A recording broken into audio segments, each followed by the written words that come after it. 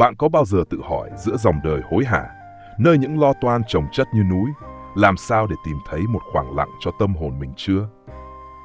Chào bạn, mình rất vui được gặp bạn trong hành trình này trên kênh Giác Ngộ Đường. Hôm nay, chúng ta sẽ cùng ngồi lại, chậm rãi khám phá một điều ít ai để ý. Những lời dạy trong kinh Phật không chỉ là những dòng chữ cổ xưa, mà còn là kim chỉ nam để sống an nhiên giữa cuộc đời đầy biến động này. Mình tin rằng, dù bạn là người trẻ đang bận rộn với công việc, học hành, hay ai đó đang tìm kiếm ý nghĩa sâu xa hơn cho cuộc sống, những bài học này đều có thể chạm đến trái tim bạn. Trong hành trình hôm nay, chúng ta sẽ cùng nhau tìm hiểu cách kinh Phật hướng dẫn ta sống nhẹ nhàng, buông bỏ những gánh nặng và gieo những hạt giống tốt lành cho chính mình lẫn người xung quanh. Nếu bạn thấy điều này thú vị, đừng quên để lại một bình luận chia sẻ cảm nhận của bạn và nhấn đăng ký kênh để chúng ta cùng đồng hành nhé. Vậy thì hãy bắt đầu thôi. Một trong những bài học đầu tiên mà mình muốn chia sẻ với bạn đến từ chính cách Đức Phật nhìn nhận về khổ đau. Cuộc sống của chúng ta, đặc biệt là trong nhịp sống hiện đại, thường bị cuốn vào những vòng xoáy, áp lực công việc, những mối quan hệ phức tạp hay cả những tin tức xã hội ngập tràn drama mà bạn có thể bắt gặp mỗi ngày trên mạng. Nhưng bạn biết không, trong Kinh Tứ Diệu Đế, Đức Phật từng nói, đời là bể khổ, nhưng khổ đau không phải là điểm kết thúc, mà là khởi đầu để ta hiểu và vượt qua. Nghe thì đơn giản, nhưng điều này thật sự sâu sắc. Khổ đau không phải là thứ để ta chạy trốn hay sợ hãi, mà là một người thầy nhắc ta nhìn sâu vào lòng mình. Ví dụ nhé, khi bạn đọc một tin tức về tranh cãi hay bất công, thay vì để cơn giận cuốn đi, bạn có thể dừng lại, hít thở và tự hỏi, mình có thể làm gì để lòng nhẹ hơn? Đó chính là bước đầu tiên để sống an nhiên, chấp nhận rằng khổ đau là một phần tự nhiên, nhưng ta có quyền chọn cách phản ứng với nó. Từ đây, mình muốn dẫn bạn sang một góc nhìn khác mà Kinh Phật dạy. Sống an nhiên không chỉ là buông bỏ khổ đau, mà còn là biết trân quý những gì đang có. Bạn đã bao giờ để ý rằng, chúng ta thường mãi chạy theo những thứ xa vời, một công việc tốt hơn, một cuộc sống hoàn hảo hơn, mà quên mất những điều giản dị ngay trước mắt chưa? Mình nhớ có lần đọc một câu chuyện trong Kinh A Hàm, kể về một người nông dân nghèo hỏi Đức Phật, con không có gì ngoài túp lều rách và một mảnh ruộng nhỏ, làm sao con hạnh phúc được? Đức Phật mỉm cười và đáp, hạnh phúc không nằm ở thứ con có, mà ở cách con nhìn chúng. Người nông dân ấy dần hiểu ra rằng, mỗi ngày được nhìn thấy mặt trời mọc, được hít thở không khí trong lành, đã là một món quà. Với mình, điều này như một lời nhắc nhở, ngay cả trong những ngày khó khăn nhất, bạn vẫn có thể tìm thấy một tia sáng nhỏ, một bữa cơm ngon, một nụ cười từ người thân, hay chỉ là khoảnh khắc bạn ngồi đây, lắng nghe những điều này cùng mình. Nhưng sống an nhiên không chỉ dừng lại ở việc chấp nhận và trân trọng. Một triết lý sống mà mình rất tâm đắc là hạnh phúc thật sự đến khi ta ngừng so sánh. Bạn có bao giờ lướt mạng xã hội và thấy lòng mình trùng xuống vì cuộc sống của người khác dường như hoàn hảo hơn không? Mình cũng từng như vậy. Nhưng rồi mình nhận ra, mỗi người đều có hành trình riêng và việc so sánh chỉ khiến ta đánh mất niềm vui của chính mình. Đức Phật dạy rằng, mọi thứ trong đời đều vô thường, giàu sang, danh vọng, thậm chí cả những khó khăn, tất cả rồi sẽ qua. Vậy tại sao ta phải tự làm khổ mình bằng cách nhìn sang người khác? Thay vào đó, hãy tập trung vào con đường của chính bạn, từng bước nhỏ, từng hơi thở. Bây giờ, khi chúng ta đã hiểu cách nhìn nhận khổ đau, trân quý hiện tại và buông bỏ so sánh, mình muốn mời bạn cùng đi sâu hơn một chút. Làm sao để áp dụng những điều này vào cuộc sống hàng ngày, đặc biệt khi ta bị cuốn vào những bộn bề không thể tránh khỏi. Hãy cùng khám phá tiếp nhé! Nếu bạn đã từng thấy cuộc sống giống như một guồng quay không ngừng nghỉ, thì mình tin rằng bạn không hề đơn độc. Có những ngày chỉ cần mở mắt ra, ta đã bị cuốn vào hàng tá việc, deadline công việc, tin nhắn cần trả lời, hay cả những lo lắng chẳng biết từ đâu đến. Vậy làm sao để giữ được sự an nhiên mà chúng ta vừa nói đến? Mình nghĩ điều tiếp theo mà Kinh Phật dạy rất thiết thực. Sống chậm lại và thực hành chánh niệm. Chánh niệm không phải là thứ gì đó cao siêu hay chỉ dành cho những người tu hành trong chùa. Nó đơn giản là việc bạn mang tâm mình về với hiện tại, ngay lúc này. Trong Kinh Niệm xứ, Đức Phật dạy, hãy quan sát hơi thở, quan sát thân thể, quan sát tâm mình trong từng khoảnh khắc. Nghe thì dễ, nhưng bạn đã thử chưa? Lần tới khi bạn cảm thấy căng thẳng, ví dụ khi đọc một tin tức tiêu cực hay khi cãi nhau với ai đó, hãy thử dừng lại, hít một hơi thật sâu và cảm nhận không khí đi vào cơ thể mình. Chỉ cần vài giây thôi, bạn sẽ thấy lòng mình dịu lại.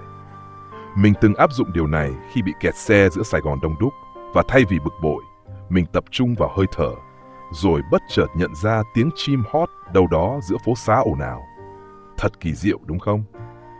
Nhưng chánh niệm không chỉ là cách để đối diện với khó khăn, mà còn là chìa khóa để ta gieo những điều tốt đẹp. Điều này dẫn mình đến một bài học khác.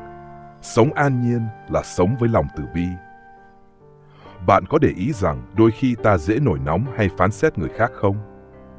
Mình cũng từng như vậy, cho đến khi đọc một câu chuyện trong Kinh Phật về một người đàn ông luôn chửi mắng Đức Phật, nhưng Ngài chỉ lặng lẽ mỉm cười.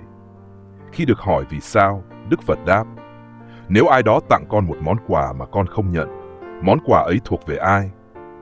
Người đàn ông ngẫm nghĩ và hiểu ra sự sân hận của anh ta không thể làm tổn thương Đức Phật, mà chỉ tự làm khổ chính mình. Từ đó, mình học được rằng khi ai đó làm bạn tổn thương, thay vì đáp trả bằng giận dữ, hãy thử gửi đến họ một niệm từ bi. Không dễ đâu, nhưng hãy bắt đầu từ những việc nhỏ.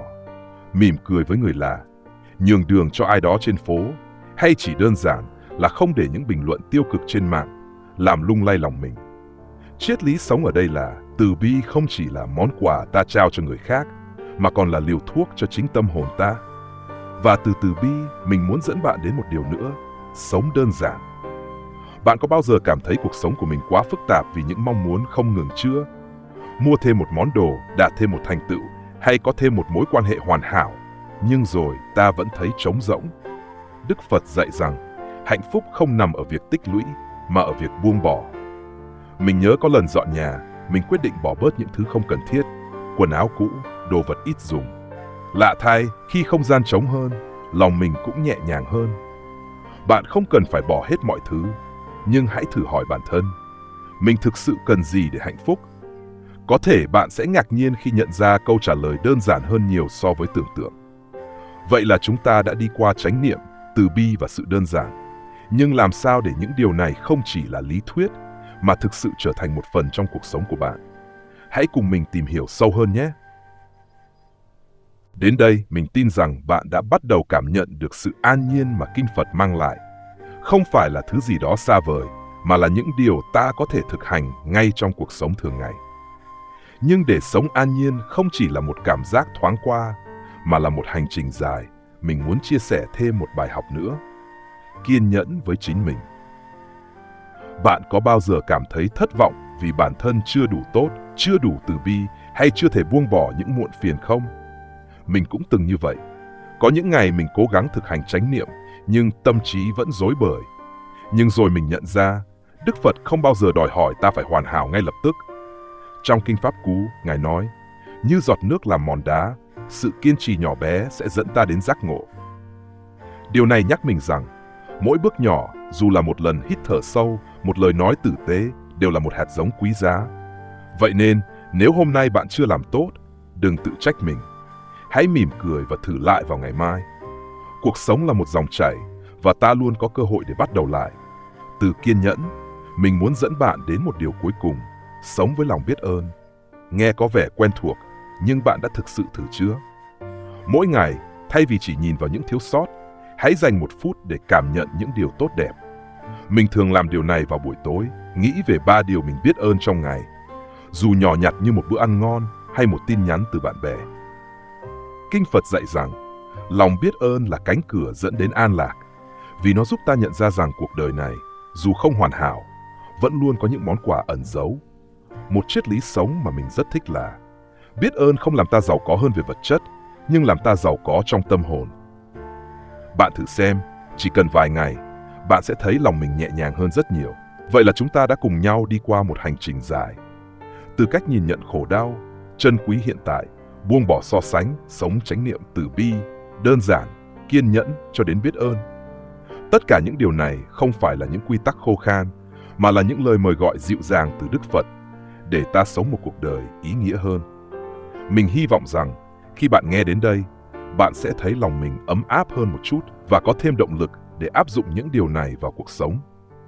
Hãy nhớ rằng, Mỗi niệm từ bi, mỗi khoảnh khắc an nhiên là một bước tiến đến sự bình yên và trí tuệ. Trước khi tạm biệt, mình rất muốn nghe cảm nhận của bạn.